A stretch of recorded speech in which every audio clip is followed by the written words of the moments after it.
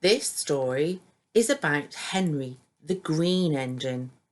Henry was often ill and couldn't work, but then he tried some special Welsh coal and got the chance to show everyone just what he could do.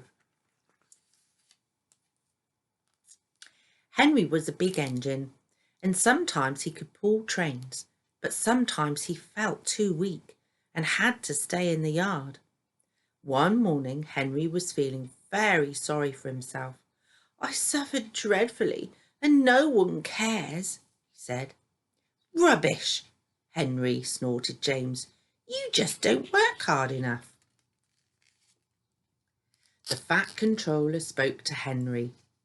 "You're too expensive, Henry," he said. "You had lots of new parts and a new coat of paint, but they have done you no good. If we can't make you better, we will have to get another engine instead of you." This made Henry and his driver and fireman very sad. The Fat Controller was waiting for Henry to come to the platform. He had taken off his hat and his coat, and he'd put on some overalls. He climbed onto Henry's footplate.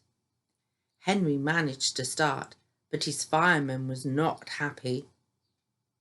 "Henry's a bad steamer," he told the Fat Controller. "I build up his fire, but it doesn't give enough heat." Henry tried very hard to pull the train, but it was no good. He didn't have enough steam. He gradually came to a stop outside Edward Station. "Oh dear," thought Henry, "now I shall be sent away.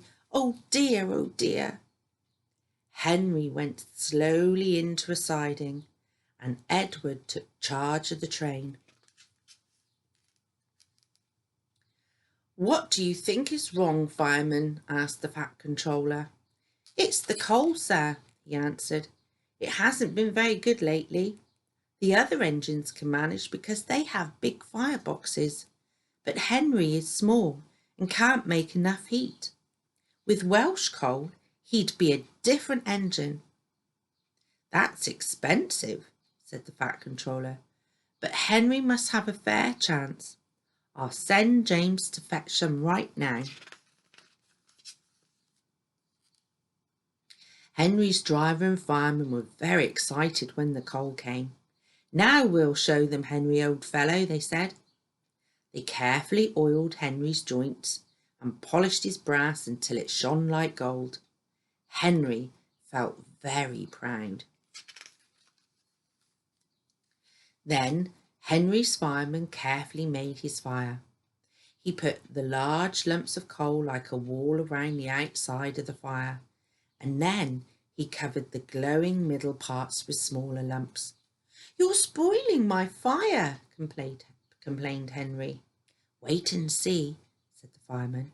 "We'll have a roaring fire just when we need it." The fireman was right. When Henry reached the platform, the water was boiling nicely, and he had let off steam. Whoosh! "How are you, Henry?"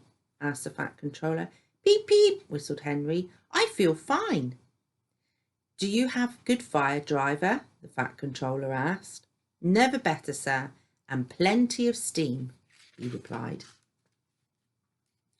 Henry was impatient. He wanted to set off. "No record breaking," warned the Fat Controller. "Don't push him too hard, driver." "Henry won't need pushing, sir," the driver replied.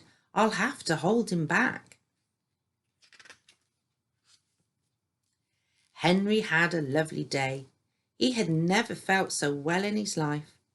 He wanted to go fast, but his driver wouldn't let him. "Steady, old fellow," he said. "There's plenty of time."